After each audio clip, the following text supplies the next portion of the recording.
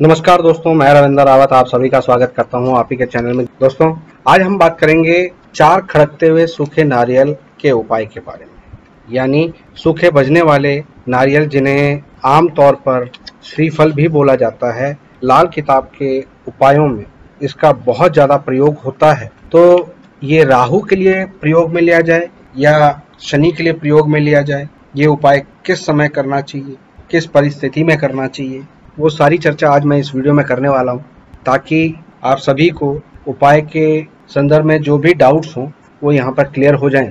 तो ये आज मेरा प्रयास रहेगा कि मैं आपको नारियल से रिलेटेड जो भी आपके डाउट्स हैं उनको यहाँ पर क्लियर करूँ। लेकिन ये सारी चर्चा करने से पहले हमेशा की तरह आपसे निवेदन है, अगर आप चैनल पर नए हैं तो चैनल को सब्सक्राइब कर लें, बेल बटन को दबा दें और ऑल वाला ऑप्शन जरूर चुन लें, ताकि हमारे द्वारा जो भी वीडियोस बनती हैं उसकी नोटिफिकेशन आपको टाइमली मिलती रहे। दोस्तों, सबसे पहली बात आती है कि नारियल की। नारियल जो कि हम 3 तरह से प्रयोग में लेते हैं।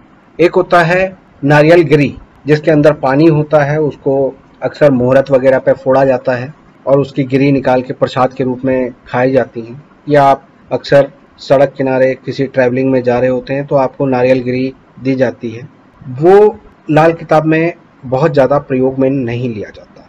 लेकिन नारियल का गोला और सूखा खड़कता हुआ नारियल, जिसे चिकना नारियल भी बोला जाता है, उसे श्रीफल भी बोला जाता है। दोस्तों, ये नारियल वो होता है जो साबुत छिलके समेत हो, यानी उसके ऊपर वो बाल पूरे हों। आमतौर पर आपने वो जो हरा नारियल जो पेड़ों से निकल के जिसपे हम स्ट्रॉ लगाकर पानी पीते हैं, वो एकदम हरा चिकना होता है। उसी नारियल को जब वो सूख जाए तो वो ब्राउन कलर का एकदम सपाट चिकना होता है, लकड़ की तरह होता है। उस नारियल को श्रीफल के तौर पर यूज किया जाता है। उसमें अंदर जो नारियल का पानी होता है, पहले वो गिरी बनती है और फिर वो सूख कर गोला बन जाता है। तो ये पूरा साबुत गोले समेत जो नारियल होता है, जब उसको हिलाते हैं तो खड़खड़ आवाज आती है, इसलिए उसको खड़खड़ नारियल भी बोला जाता है, बजने वाला नारियल भी बोला जाता है। तो इस नारियल को शनि में प्रयोग किया गया है और राहु केतु की शांति के लिए, साथ में शनि की भी शांति हो जाए, उसमें गोले का इस्तेमाल किया जाता है।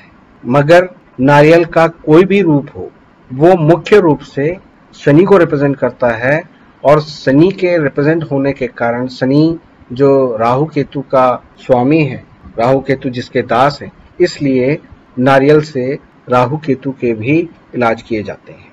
दोस्तों, यहाँ पर ये आपको नारियल के बारे में क्लियरिटी आ गई होगी। अब आगे बढ़ते हैं और बात करते हैं जो हमारा आज का विषय है कि खड़कते हुए सूखे नारियल जब हम उपाय के तौर पर प्रयोग में लेते हैं तो उसमें 4 खड़कते हुए नारियल का उपाय किस प्रकार से किया जाएगा, कब किया जाएगा, तो उसको बड़ा ध्यान से सुनिएगा। दोस्तों, नारियल का उपाय 4 की संख्या में क्यों लिया जाता है? हर नारियल एक स्टेप को रिप्रेजेंट करता है, यानी एक हाउस को रिप्रेजेंट करता है। जब आप 4 लेते हैं तो वो 4 कदम चलता है, यानी चौथे घर में पहुंचता है। अब लगन में जब शनि हो तो उस समय पर आप 4 नारियल जल प्रवाह कर सकते हैं, तो आपको राहत मिलती है। राहु चौथे घर में हो तो आप 4 नारियल जल प्रवाह कर सकते हैं, तो आपको राहत मिलती है। लेकिन राहु के समय पर जौ का उपाय ज्यादा कारीगर होता है। राहु अगर कुंडली के 7वें घर में हो तो 7 नारियल, 5वें घर में हो तो 5 नारियल, 11वें घर में हो तो 4 नारियल। अब यहाँ पर पेच अटकता है कि राहु 11वें घर में 4 नारियल क्यों हुए? तो यहाँ पर राहु के नारियल के साथ साथ लेड को भी लिया जाता है। 4 लेड के पीसेस जो चौकोर शेप में हों और आधा किलो के हों या 400 ग्राम के हों, तो उन 4 लेड के पीसों को और 4 नारियल को आप जब अपने शरीर से वार कर और उसको जल प्रवाह करते हैं तो लेड जल प्रवाह करने से जल के तह में चला जाता है और नारियल बहकर आगे बढ़ जाता है। और यहाँ पर राहु की 2 चीजें ली, यानी नारियल और लेड। यहाँ पर ये 8 कदम चलने से लेड 6ठे घर में पहुंचा। 6ठे घर में जहाँ पर राहु उच्च का होता है, या यूं कह लो कि वहां पर मौत के फंदे को काटने वाला हाथी होता है। तो 6ठा घर जो है वो पाताल है, तो वो नदी के पाताल में पहुंचा और 4 खड़कते सूखे नारियल जो कि चौथे घर में जो बहते हुए पानी में आगे बह गए, तो इससे हमें छठे और चौथे घर दोनों का इम्पैक्ट मिला। ऐसा इस उपाय का पूरा तरीका है। इसके अलावा हम कई बार नारियल को मंदिर में भी पहुंचाते हैं। जैसे आपने लाल किताब में अक्सर सुना होगा, घर 11 जो ग्रह आता, तासीर शनि की होता वो, असर वहां देता है जहां बृहस्पति बैठा। अब यहाँ पर तासीर शनि के लिए हुए है, यानी जो भी ग्रह आएगा वो शनि के तरह से बोलेगा, तो उसका समाधान भी शनि के हिसाब से ही निकलेगा। तो सूर्य 11वें घर में आता है, तो ऐसे में बादाम, अखरोट इनको मंदिर में देने के लिए बोला जाता है। इसी प्रकार यहाँ पर अगर बृहस्पति आते हैं तो उनको बोला जाता है कि लकड़ी आप शमशान में दो, तो शनि के जरिए वहाँ पर इलाज हुआ। केतु आता है तो भी शनि के द्वारा उपाय किया जाता है। तो 11वें घर में जो भी ग्रह आएगा उसको शनि की तासीर से, शनि के जरिए से इलाज किया जाएगा। इसलिए यहाँ पर भी सूर्य के आने पर बादाम मंदिर में पहुंचाए जा सकते हैं या अखरोट भी पहुंचाए जा सकते हैं। दोस्तों, अगर किसी की हेल्थ की इश्यूज आ रहे हैं, कोई स्वास्थ्य को लेकर ज़्यादा परेशानी में है, तो ऐसे में अगर मरीज के सर से लेकर पांव तक नारियल को वार लिया जाए और उसे चलते पानी में बहा दिया जाए तो इससे काफ़ी लाभ मिलता है।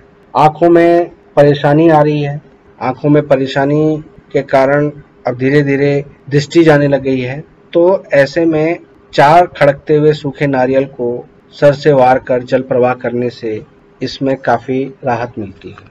दोस्तों, अगर सूर्य पहले घर में होता है तो ऐसे में शनि की चीज़ें जल प्रवाह करने से काफ़ी लाभ प्राप्त होता है। जैसे कि नारियल अगर जल प्रवाह किया जाए समय समय पर तो इससे काफ़ी लाभ प्राप्त होता है। अगर शनि छठे घर में है तो ऐसे में भी नारियल जल प्रवाह कर कर शनि के नकारात्मक प्रभावों को काफ़ी हद तक कंट्रोल किया जा सकता है। शनि अगर कुंडली के पहले घर में हो तो नारियल जल प्रवाह कर सकते हैं। यहाँ पर 4 की क्वांटिटी में ही नारियल लेना चाहिए तो वो ज़्यादा अच्छा होता है, मगर अगर ना भी मिले तो 1 नारियल से भी काम चलाया जा सकता है। ये जितने भी मैं उपाय बता रहा हूँ उसमें कोशिश करिएगा कि आप 4 खड़कते हुए नारियल ही लें। अगर राहु कुंडली के 8वें घर में होता है तो ऐसे में 43 दिन 1-1 नारियल जल प्रवाह करें या 8 नारियल 8 दिन जल प्रवाह करने से भी लाभ मिलता है। तो दोस्तों, उम्मीद करता हूं कि आज की इस वीडियो से आपको 4 खड़कते सूखे नारियलों के बारे में, इसके उपाय के बारे में जानकारी हासिल हुई होगी। वीडियो पसंद आई हो तो लाइक और शेयर जरूर करें। फिलहाल के लिए मैं अपनी वाणी को विराम देता हूँ। ओम नमः शिवाय।